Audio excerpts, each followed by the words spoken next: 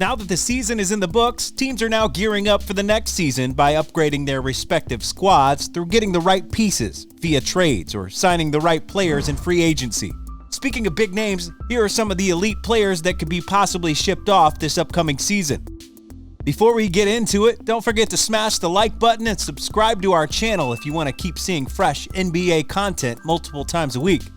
Be sure to hang around till the end of the video, because you wouldn't believe who's the superstar that will likely be traded following a lackluster performance during the playoffs. Damian Lillard. Another season has passed and another first-round exit for Damian Lillard. Since being drafted by the Blazers in 2012, Lillard got booted out from the first round of the playoffs 5 times and only reached the Western Conference stage once in 2018-19 season. Despite having key players like Enes Kanter, Robert Covington, and Norman Powell this season to go along with their phenomenal backcourt, they could not get past the Nuggets. After their loss, Dame sent out a cryptic tweet that quoted Nipsey Hussle, "How long should I stay dedicated? How long till opportunity meets preparation?" This tweet surely did raise some eyebrows from the Trailblazers front office. We really can't blame him if he wants a change of scenery and forces his way out. According to a report by Stephen A., there were 6 to 7 teams interested in Dame, and one of them, in particular, was the New York Knicks, that has a $75 million cap space and can afford to splurge this offseason. Aside from the Knicks, big market teams like the Lakers, Clippers, and the Heat also have the money and the capability to lure Lillard into coming to their teams. To shut down the idea surrounding the possible Lillard departure, Portland responded in a big way and immediately shook things up by firing their 9-year coach, Terry Stotts. He's been with Lillard since his rookie year, but cutting the head of the snake and putting Stotts under the bus was a clear indication that Portland will do anything to keep their prized possession. Lillard has been carrying the franchise on his back for several years now. The guy just dropped 55 in a losing effort during Game 5 against the Nuggets, even with the scoring help coming from Melo and CJ McCollum. After the series ended, Lillard expressed his disappointment at their early exit versus a depleted Nuggets lineup without their other superstar, Jamal Murray. Quote, "We didn't win a championship, so obviously where we are now isn't good enough. I don't know what a shakeup looks like or what changes will be made or could be made, but obviously as is, it wasn't good enough. We came up short against a team without their starting point guard and shooting guard, Jamal Murray and Will Barton. Obviously where we are isn't good enough to win a championship if it's not good enough to get out of the first round series with 2 of their best 3 or 4 players not on the floor." With this statement and the cryptic tweet earlier, there could be a chance that Lillard might consider changing area codes if the Blazers can't get their head in the game. Kemba Walker. Kemba Walker just came off the worst statistical year since 2015-16 season, back when he was playing for the Charlotte Hornets. Injuries have plagued the 31-year-old point guard this season, and Kemba was in and out of the rotation because of that.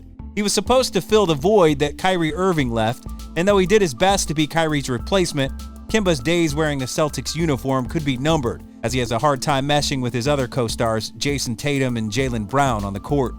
In the last 2.5 seasons, Kemba looked like a shadow of his former self and struggled defensively as he only tallied 19.3 points per game this season while playing just 31.8 minutes. Another thing that could lead to his potential departure this offseason is his fat contract. Kemba is the highest paid player on the Celtics payroll and is going to be $36 million next season. According to reputable reports, he's also one of the overpaid players in the league, and this can force the Celtics to move him sooner than later in order to have salary cap flexibility. Despite that, the Kemba situation is still quite tricky and delicate, as the projected team that will acquire Kemba will have to pay a huge sum of $73 million over the next 2 years for a guy that has little trade value and who played sparingly last season because of knee injuries. With Brad Stevens now in charge of basketball operations, he's got his work cut out for him as he needs to oversee how this Kemba situation will unfold, aside from finding a new head coach. Jaren Jackson Jr. Though the Grizzlies embodied resilience and grit throughout the play-in tournament that even spilled and got carried over to a Game 1 upset win against the top-seeded Jazz, their youthful firepower was simply not enough for the next round, as they got beaten in 5 games to get bounced from the playoffs. Behind Ja Morant's juvenile leadership, other youngsters of the squad showed up like Dylan Brooks, Desmond Bane, and Grayson Allen.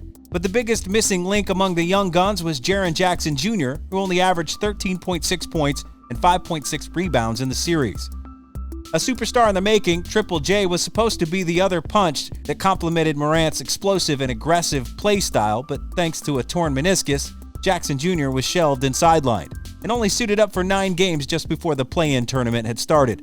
Grizzlies' front office are becoming increasingly worried about Jackson Jr.'s long-term durability, but this doesn't hinder JJJ's chances of getting picked up by another contending team, as he's a really talented player. Rumors broke out that the New York Knicks are keeping their eye on the 6'11 power forward. A potential pairing of Julius Randle and Jackson Jr. in the Big Apple will bolster even further its already loaded front court, and JJJ can provide both flexibility and versatility on both ends of the court with his ability to hit shots from deep and anchor the middle with his defensive presence. There's no doubt that Jackson Jr. can fit perfectly inside the defense-first system of Coach Tim, as he's fond of tough and physical defensive players like Taj Gibson and Nerlens Noel. JJJ is indeed going to be an interesting addition for the Knicks if they somehow manage to pull this one off. So let's just wait and see if they can pull it off. Kristaps Porzingis. The Luka-Kristaps combo of the Dallas Mavericks drew a strong resemblance to Kobe Shaq, except that Luka was both Kobe and Shaq at the same time. Porzingis' playoff woes were pretty much evident in their first-round exit against the Clippers. Take note that Mark Cuban still owes this guy, drumroll please, $101 million in the succeeding 3 years. For a 7'3" catch-and-shoot guy who only managed to put up 13 points and 5.4 boards in the entire series, Porzingis might be heading elsewhere in the upcoming season with a dismal performance like that. Just like other big men, Porzingis had a hard time finding minutes on the court because of the compounding injuries that continued to accumulate.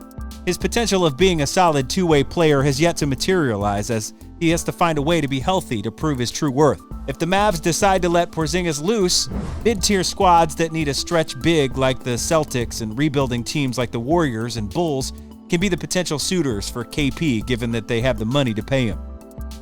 Bradley Beal.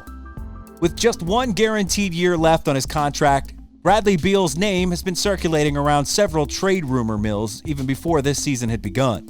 Now that the Wizards are out of contention with a gentleman's sweep in the first round of the playoffs, Beal's future with the Wizards looks bleaker than ever with another mediocre finish. In an interview with ESPN right after their loss with the 76ers, Beal didn't express his intentions to stay with the franchise nor demanded a trade. Quote, we're not going to think about that or even talk about it right now. I haven't thought about none of that as of yet. Ultimately, I'm in control. I think that's my biggest thing. People are going to report whatever they want, but I know where my mind is, and I know if it's not coming from the horse's mouth, then it's going to be rumors. So it doesn't change anything. I guess it's going to increase a lot more this year with me going into the last year of my deal. But for me, I'm just relaxing, resting my body, and we'll evaluate all that when summer comes. Beal was the constant element that kept the franchise somehow relevant in the NBA in the last few seasons. When John Wall was not around, Beal carried the team on his back, which was validated with 3 All-Star selections. With $72 million left from the contract he signed in 2019, Beal will become a free agent next year. And if the Wizards fail to bring Beal a winning or at least competing team, well, this could be the last time we'll be seeing him in a Wizards uniform. Which player do you want to get traded this offseason? Comment your answers below so that we can have a good discussion about it. If you enjoyed the video, please smash the like button, subscribe to the channel, and hit the bell icon so that you stay up to date on what's going on in the NBA.